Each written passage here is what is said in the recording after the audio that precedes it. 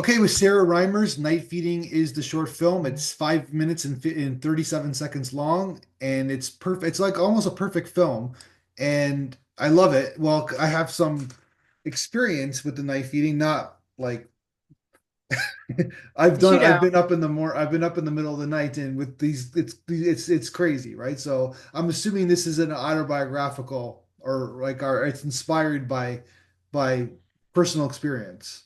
Yeah, yeah. I mean, not this didn't happen to me, but I had this idea when I was like up at 4 a.m. feeding my daughter in the dark, Yeah.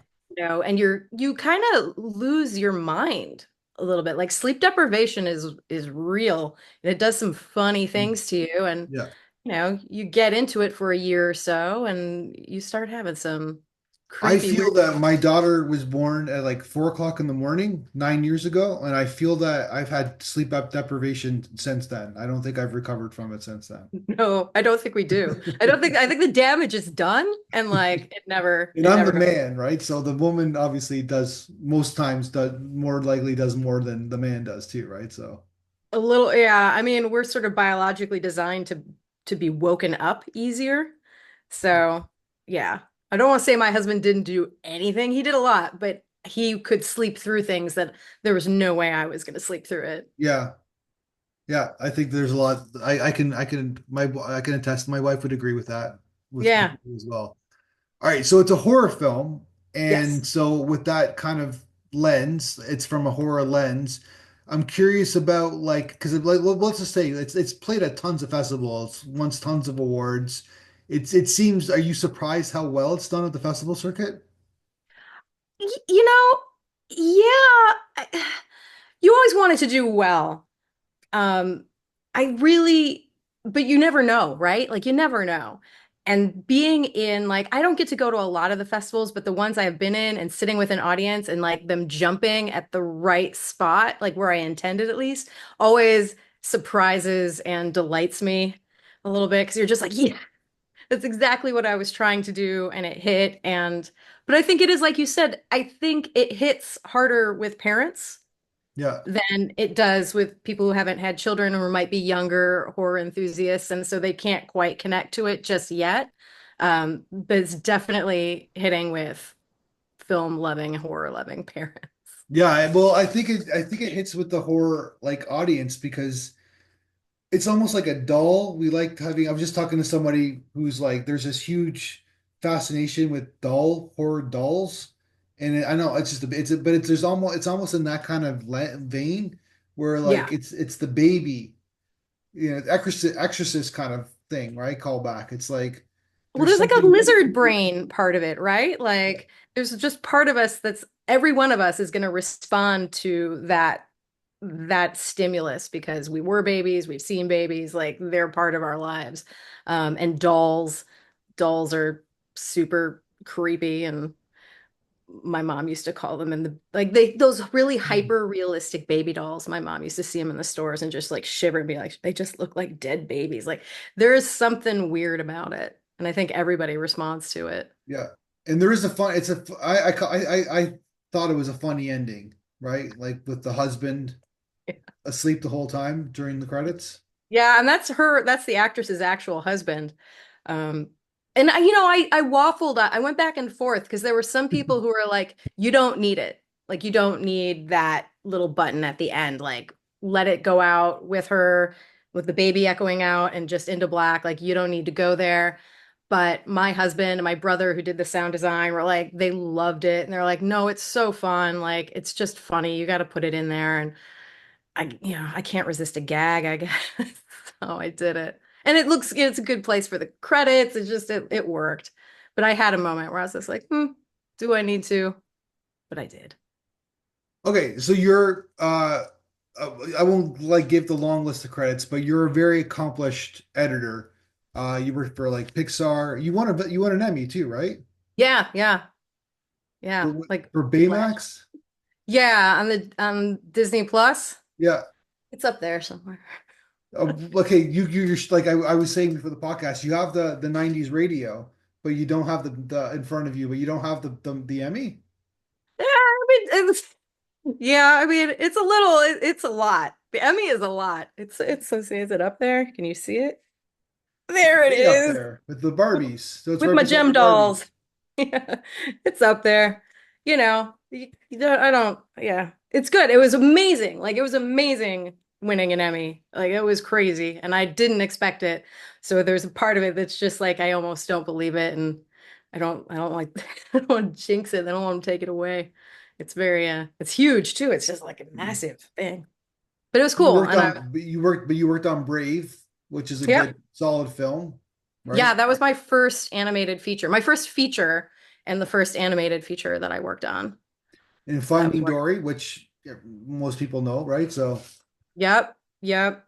Finding Dory was the first one I was actually an editor on, and I cut Piper, which was the short that screened in front of Finding Dory, and that one won the Oscar that year for that's best short. animated short. Yeah. So you edit it. So you do you get a piece of the Oscar or no? No, I get to take a picture with it. They let you come and stand and hold it and take a photo.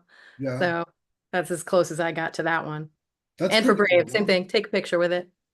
That's pretty, but you are a part of it though, right? So, Oh yeah, yeah. But I mean, I'm a like. There's like 800 other people, at least on the features. There's so many people who are a yeah. part of it. So I share it with hundreds of people. Okay, so as a director, this is your second film? Yeah, my second short. Yeah. And then, okay, so then what was it? Was the first short? What genre was the first short? First one was horror comedy, or sometimes like you could call it a horror rom-com. Okay. Um, and that one was Bitten, and it did very well on the festival circuit. It's funny. I'm not someone who really likes a lot of nudity, but for some reason, both of my shorts feature nudity. But it's like a detail. I treat like it's just a detail, so it's just there, but it's not really like the But point it, of it. I But it's don't, but this film, it's nudity, but it's not sexual nudity. It's not, yeah. no, and the same thing with Bitten. Like Bitten has a sex scene in it, but it's the most chaste, like shot sex scene you've ever seen, and the nudity isn't even in the sex scene. But it's just like a weird thing that I don't really love nudity, but somehow it keeps making it into my short films. Okay, so then, okay, so you're like I said, like your background, you're accomplished editor, you're doing well, and then so what's your motivation for doing these shorts? Just like get your stories off the ground? Like, do you want to direct a feature one day? Is that your Yeah. plan? Yeah, I really, really do. I've got, whether I've got an animated feature I'd like to make, I've got some horror features I'd like to make. Um, I love animation, but I grew up with horror. Like that's really where I got into films as a kid, was like watching horror movies. And so I've always loved them. I still love them. I still watch them. So I don't I just like can't stop. Like I love it. Like I love doing it and I want to keep doing it. And yeah, I want to direct a feature and I'm working on it. So what's are you working on another short right now, or like what's next for you? No, I think right now I'm going to focus on writing the feature. So I've got a couple scripts that I'm working on. So I'm going to focus on those for right now. I think two shorts, unless I don't have like another short idea. I have feature ideas at this point. Okay. So I don't, unless something like comes to me, I don't really see myself making another short for a while. I really want to put energy into trying to get a feature off the ground because that's sort of where my ideas are right now, and I feel ready for it. So that's the plan. And in the meantime, I've got a cooking web series I do with my friend that's going, and I'm editing a feature for another animated feature for DNEG right now. So I'm busy. Yeah, you must. Yeah, you're busy. Okay, let's talk about the making of this film. Okay. So night, it's obviously 4 o'clock in the morning. You got a nice establishing minute of the film. So I'm just curious about the lighting, right? Because it's and like and how much you prepared for it, because it's like obviously the lighting is a huge part of your film because it's nighttime and you're setting up a certain tone and feel for it, right? So Yeah. did you have like long discussions about how with your DP about like how you're going to shoot this film? And I want to get to your shots later because you have very interesting shots in the film as well. So Oh man, I should have my husband come in because that, like, yeah, we had a ton of conversations about it. He had a very clear idea of what he wanted to do. And I also have a very clear idea of how I like night scenes to look. Yeah. Because I like rich jewel tones. I don't want everything to just have a blue wash and kind of just be gray, black, blue. I like the jewel tones. So we had a lot of discussion about it, and he put a lot of time into composing those shots and composing the lighting and, breaking off a branch from a tree in the backyard and bringing it in and like, positioning it just to get a little bit of texture on the wall. Like there was a lot that we did, and we talked about it quite a bit. It Husband's wasn't the haphazard. DP. Yeah, my husband did the visual effects and Okay. DP and the color. Like he Yeah. was very protective of that space. And, Oh, but he has his ideas and I have my ideas. So then it turns into like, all yeah. right, let's go It, head to head. he DP'd this the first film you did too. No, he didn't. He did the visual effects and the credits on my second film. I didn't know him yet when I made the first one. So I met him in the middle of it and then, absorbed him into my crew of friends who helped me make these things. Gotcha. All right, so yeah, okay, so he does visual effects in the industry. So he did Star Wars, The Hobbit, so he's doing well Yeah. too. Yeah, yeah, he's very, very talented and he makes his own shorts and stuff. He's really great. Oh, cool. All right. So then, yeah. So, and then talk to me about the shot list because like a lot of it's from her point of view, but then you have some really kind of like askew shots, even in the beginning where like you're establishing the house in the setting, and you got this like kind of an angle shot of the mom, of the establishing shot. It's like really like it's some really interesting kind of like, and it kind of sets the tone where like it's not just a drama about Right. in the middle of the night. Right. It's like there's something a little bit off, I guess, right? Yeah, I mean, some of it is like, especially the shot where she goes from sitting to sitting, laying down to sitting Mm. up.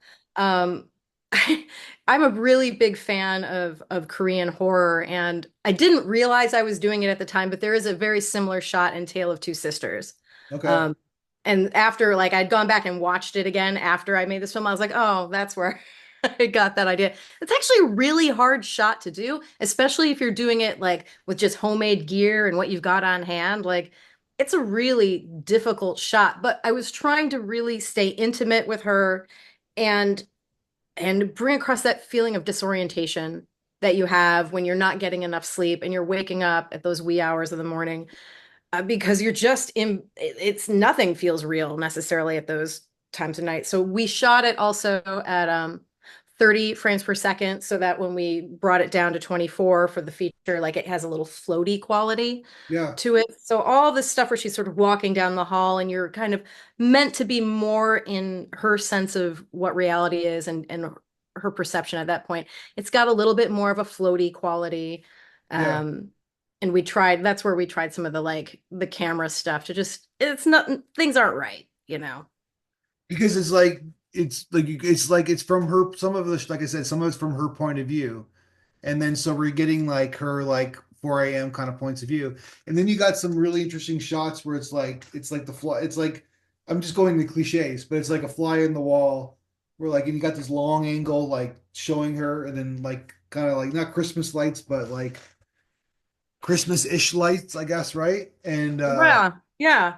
Well, I'm trying to like also sort of I feel like you're so vulnerable in that time of the morning and when you're sleep deprived, you're a new mom, you're not focused on yourself, you're really vulnerable at that point. So taking the camera up and away at some points was sort of highlight how isolated and vulnerable she is in a way, and to give the sense that like, is there something in the room? Is there something watching her?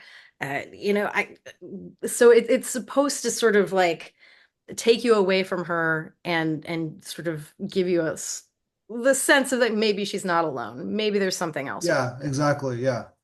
In the crib, like underneath the crib shot, Yeah. right? Yeah, Yep. kind of. Yeah. And that's like some of that stuff is sort of really it's pretty classic horror angles. But Yeah. also I knew I was using a really blunt visual language at that point, but I was trying it on purpose to see if I could twist things a little bit at that point, to sort of start building the tension and start building the suspense. So I do it fairly early after she sort of settles into things, but then nothing really happens, and I'm just sort of building tension with visual language, but not doing the release till a little bit later. Okay, so who's the baby?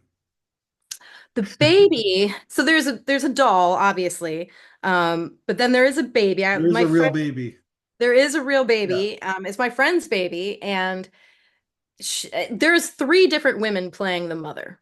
And so there's Leah Shesky, who's amazing, who's the one you see her face, and you see the long shots of her. yeah. And then my friend Ryan Lynch, it's her baby, and she agreed to come over and breastfeed, and she also Breastfeed. has the Okay, long blonde hair. So she came over and did that for us, and let us film her baby and let us film her boob. And she was really generous about everything. And then I'm in there too. I do the voice of the mother, and that shot of the feet underneath the crib is me. gotcha. But okay, so didn't she? But then so she saw the film, the mom, like with the baby, she was cool with everything. Yeah. She's also a filmmaker and a painter and an artist. I met her at Yeah, Pixar. Like we've known each other a long time. And yeah, she was thrilled. Like she was just thrilled. and I mean, then she where was a did you little get? nervous when she had to see it for the first time with an audience at a festival. She was a little like, Oh, she didn't see it until an audience with the festival. she'd seen it before once, but then seeing it with an audience and Oh, like gotcha. being It's a in a different. theater and Gotcha, and like it's real. yeah, and it's Yeah, big on the screen and yeah. not just on your laptop. That's different. That's my boob. Did she scream out in the middle? That's my boob. No. She may have whispered in my ear. So where did you get Leah, the actress? Leah was a friend of is a friend of ours, and my husband introduced me to her. She's part of a comedy group, a female comedy group called Chardonnay, and we all met in San Francisco, and then we all ended up down here after we shot the short. So I was trying to think of, I wanted to go with kind of a classically beautiful young woman, and Leah's very beautiful and sort of fit what I had in mind and can act. So, and she agreed to do it. I was very, very lucky. Gotcha. And then your husband's a DP, and you had a pretty good like so. And then did you shoot it in your house? Yeah, yeah. I shot both Bitten and Night Feeding in my house. This was my house in Oakland. And the joke is we had to move because I needed a new location to start Yeah. shooting, and I couldn't just keep shooting everything in the same house. Gotcha. But yeah, I mean, we had no budget. The idea was before we even knew what we were going to make, we wanted to make something short with no funds. Use the equipment we have on hand, use the skills we have, and utilize our friends and their skills and time and talent. And so when I had this idea about, the mother and the demon baby, we said, okay, yeah, we've got the location, we've got the gear, like let's see what we can do. Like let's see what we can do with no budget and just volunteer friends in our own time. And so Well, that's where it came from. you pulled it off, amazing. So on your website, Best Bad Dog Films, which is I'm assuming your production company, you have Yeah. three films. You have Bidden, and you have Night Feeding, and then you have Family Recipes. Family Recipes is a cooking web series I do with my best Oh, friend okay. based on her family cookbook. So that is a totally different thing. That's just straight absurd comedy, all improv, and that's on YouTube. And that's just fun. And it's a very different thing. I think it confuses. I can be a little confusing because I work in feature animation and I make horror, live action horror, but I also have a cooking web series. Well, and you I got you got a lot of episodes you've done like so far. Yeah, we've been doing this for years. I think we started in 2000. We shot our first one in 2015. And I've got one we shot like a year, 2 years ago that I've been trying to finish. I get busy. Takes a Yeah, while to do these things in your spare time when you're holding down the full-time job. exactly. I totally understand. And then so, but then do you like show like like this is a great showcase, this film, like Night Feeding, meaning that it's 5 minutes. She can like anybody should be able to watch it and like here's what I've done. It's like it's an amazing showcase of what you can do as a director. Oh, So you did thanks. it, you did it for no money, right? Too, right? Yeah, So no money. and it nails it. It nails what you're trying to achieve.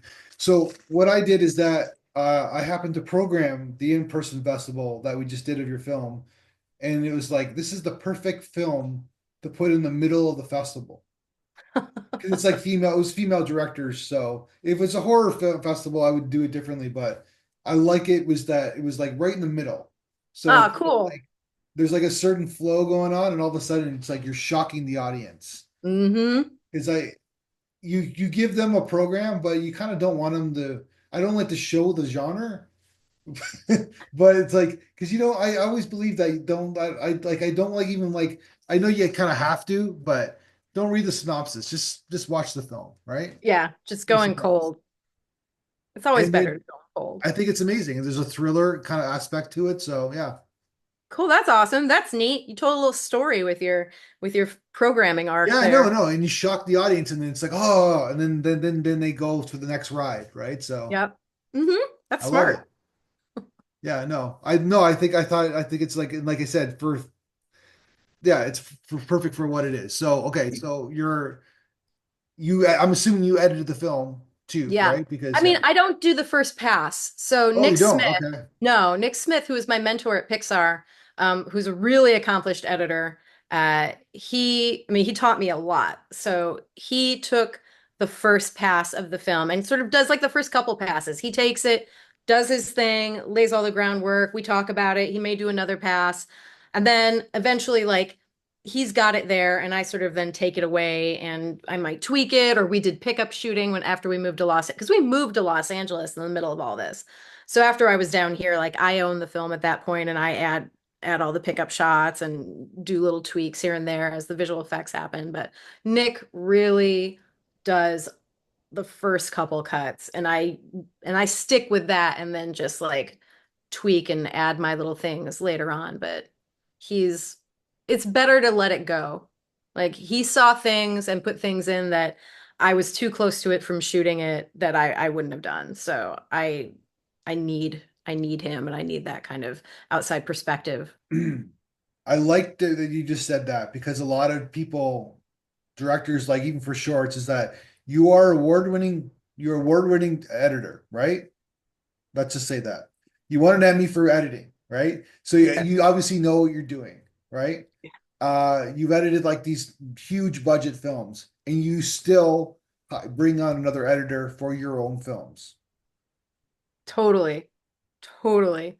I Yeah. mean, having done edited a bunch of other people's short films and editing features, I see how directors need you. They need an editor to come in and be that outside voice and be that the fresh set of eyes and bring something to them and be like, yeah, you could do it exactly the way you shot it, but I can make it better if you let me do it this way and show what a like you got to let it go. It's a collaborative process and it only gets better if you let it go and let everybody bring something to it.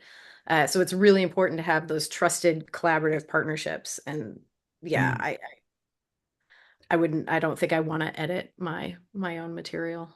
he sounds like an interesting guy. Like on IMDb, it seems like he worked on Spaceballs. Yes. Yes. So He cut Francis Ford Coppola's Dracula. he did Dracula, but it's like, yeah, these are some big filmmakers that he's worked with. Yeah, no, he's incredible. And he's a really, really great editor. And he taught me a lot, a lot. I wouldn't, and he advocated for me. I was his assistant on Brave, and then I was his a second editor for him when he was on Finding Dory.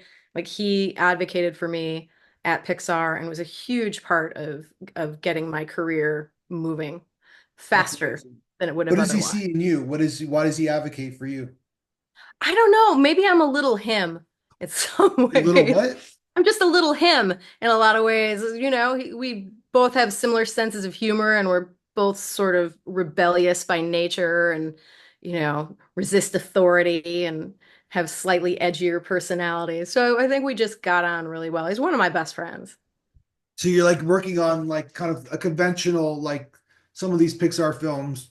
Like there's they use the hero's journey kind of story arcs, I guess, right? I'm just trying to Yeah, be so, but you're kind of like trying to add a little flair to that structure. always. Always. I mean, if you watch Baymax on Disney Plus, there's a lot of like horror pacing and ideas in that, and it's all comedy. But for people who are really familiar with the genre and the types of shots and pacing, they'll see it and be like, "Oh, that's a horror thing they're doing right there." And that's just me in there having fun because you can use all the same stuff for it's dark comedy and I like that. All right, I'm on my iPad right now. I got my Disney app, and I'm gonna flag your show. I'm gonna watch it. Is it good for Cool. kids as well? I'm assuming. Yeah. Yeah.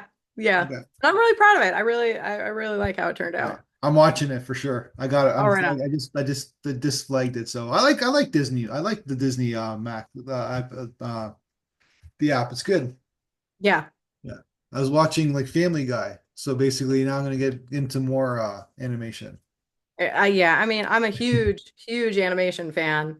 Um, but yeah, I like a lot of things too. I can't just do animation all the time. I think it's important to do lots of different things. It was something I learned in college. It was like don't just don't put the blinders on and get too focused on one thing. Like make sure you're listening to stories and you're watching all sorts of things and got your hands in all sorts of different pies so that you can bring all of that different energy into what you're doing and not just like recycling the same things over and over and over again. Yeah. So, I totally storyboarded Night Feeding and Bitten the way I work with storyboards in animation, and I bring horror stuff into animation. The cross-pollination is where you find really fun, happy accidents and you pollinate new ideas and just try to keep things fresh and different. Yeah.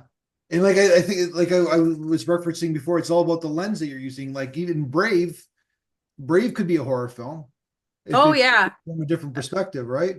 I mean, it's at some point it was too scary, and we Yeah, had to dial it back a little that's bit. what I mean. It's like, but then you could have made it much more scarier, right? Oh So yeah, yeah, yeah, she's a cool character in that film. Yeah. yeah, and I love the bears. We saw that. We used to do like these screenings and like during the summertime, like outside, like in the Oh, nice. neighborhood, and we showed Brave. The Brave was shown one night, and the kids were just really they were really into it. Like 50 kids, totally smitten by the film. Oh, that's awesome. I love Yeah, that. isn't that cool that like you're just like a little influenced? You're not a little influence, but you're an influence of that experience. Yeah, I mean, Yeah, it's special. Like it is really special to be a part of things that like children and go back to when the next generation of children start yeah. watching. Like my daughter's in there watching this stuff now. And I mean, it does feel really good. Like that. And it stands the test of time, the film, right? Yes. So yeah. Yeah. And some animations don't, right? So It's true. It's true. I'm very lucky to have been a part of the films I've been a part of so far. yeah. Okay, so what about this that last thing? What about the sound design? Oh, yeah. So my brother's a sound designer. Wow, Um, okay. so yeah, we're a whole family here. We didn't shoot sound on set at all. Like I'm talking through the whole thing. Like Yeah. there's no sound from that. So everything was created by my brother. And then my friend Seth Warren Crow, who I was friends with, and he's an amazing percussionist and musician, and I'd been wanting to work with him for a while.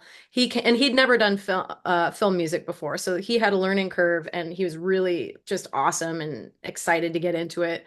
And he likes to work with different textures and non-traditional instruments, making instruments.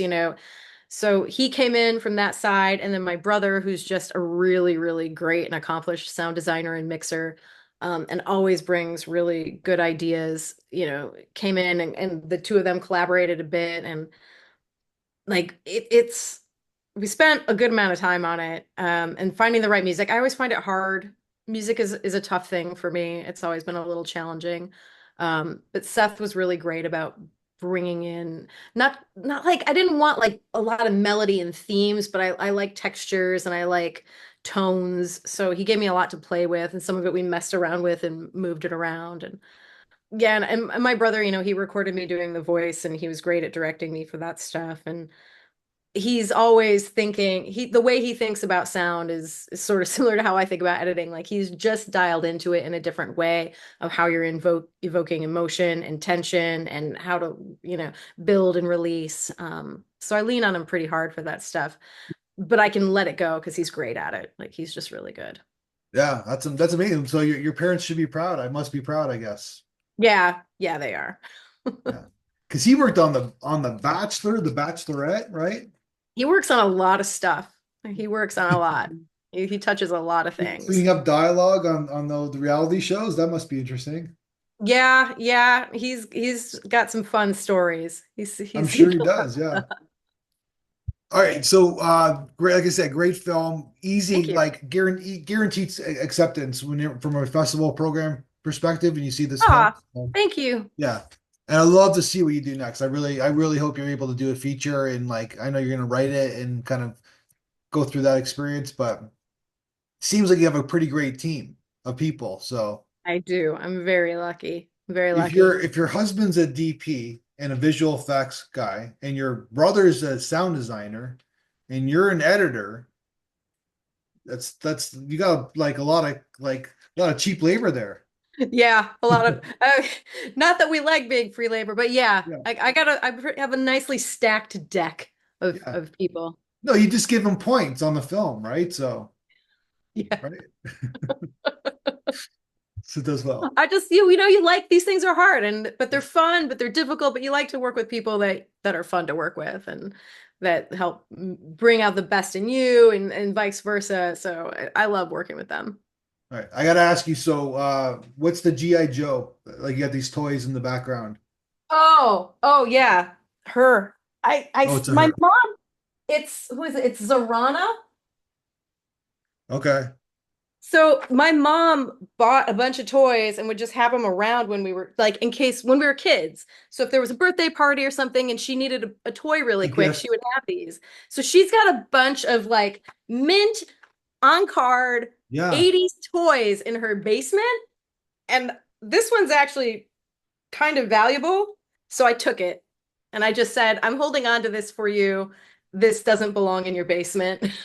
that's And amazing. And she doesn't even know. Like it's almost like getting like a she has person in no baseball cards in idea. your shoebox or something. I keep trying to tell her she's got like Care Bears that are mint on card, and I look them up. I'm like, Mom, these are worth a lot. And she's like, Really? I'm like, I keep trying to tell you, like, take better care of this stuff. So I didn't take it from her. I'm just holding it safely That's until, amazing. yeah. All right, last question. We ask everybody in the blog interview what film they've seen the most times in their life. What do you remember what you said? I said it was either Ghostbusters or Clue. Yeah. It might be Clue. So 80s film. So okay. So Clue's controversial now, right? Because of the end. Yeah. Which ending? That's what I mean. One of the endings is from from the homosexual kind of Oh, population are offended by it. oh. Yeah, I mean, I haven't seen it since I was a kid. Okay. And all that stuff flies over your head when you're a kid. No, of I mean, course it's just not. I But it's watched it like, over what and if, over and over when I was a kid. I know all the dialogue, but yeah, I guess, huh? Well, even Ghostbusters, it's like some of that stuff. I was showing it to my daughter, and I was like, yeah, "Oh my God, he's just stalking that woman." yeah, he is. But he's But charming though. yeah, I mean, honestly, those are the films. I mean, if I was to step outside, I've seen The Shining a lot. I Yeah, can't get enough of that one. But you also get to a point where you've got a job and a family, and you can't just keep rewatching films because the little time you have, you want to go yeah. see what's new. So the time I had to like watch films over and over and over was in the 80s with No, all because I the guess baggage those films come with. the point I was trying to make is that Ghostbusters is easy to find, right? It's like probably on a couple of streaming services. Clue is a hard film to find now, Mm, right? So I think I have it somewhere back here. yeah, but you have it. But basically, but I'm saying that like in terms of like Ghostbusters is like, hey, watch the original Ghostbusters. You know what I mean? It's like, but yeah, Clue's a hard film to find, and I always wondered that. And sometimes they say, when you go on a Reddit rant or whatever that people say, Hmm. oh, it's canceled. It's a canceled film No because of it. kidding. Yeah. That's a shame. Tim Curry's amazing in it. Yeah, I gotta watch it again. Madeline Kahn is so good in that. Like everybody is so good.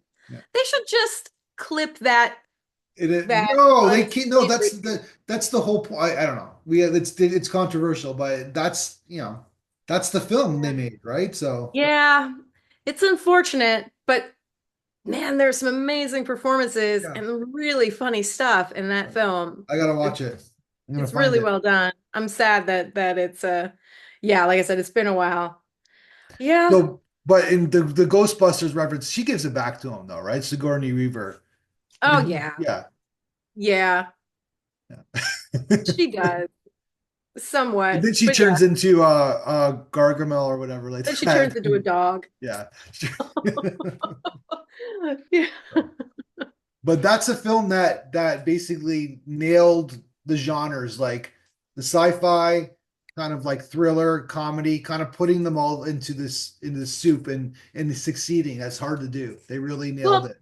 and it's I think part of the like alchemy of it all, besides just like the amazing writing, Yeah, um, is the proper mix of practical and special effects.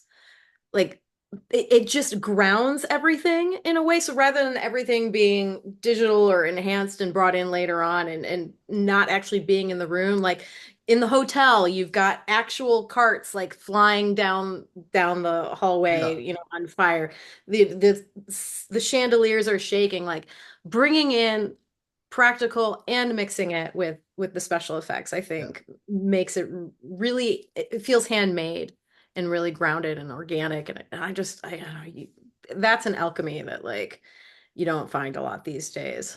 And they give all the actors their moment too, right? So Hmm. they put them in the film, they get them like Rick Moranis is fantastic in that film, right? Right. So That's another one. All the performances are so I'm just good. looking at like the minor role, like just like he just took that role and ran with it, right? So And it's iconic now. yeah, Like it's just like people dress like him for Halloween to this yeah, day. And oh that yeah. says a lot. I think I was like 10 or 11 when it came out. That movie was gigantic. It was Hmm. everybody that Halloween, everybody was a Ghostbuster. All the kids were Ghostbusters. What do I have? I have Oh wow. my yeah. My husband got me this for my birthday. Awesome. That's a It's good pretty birthday great. present. It's pretty good. That's amazing. Oh my God. All right. Yeah, it lights up and makes noise and vibrates. It's very fun. Well, I take a lot of your time. Like I said, great film. I love to Thank see what you. you do next. And congratulations on everything. And thanks for your time. I really appreciate it. Thanks so much. It was great talking to you, Matthew. You too. All right. We'll talk again soon.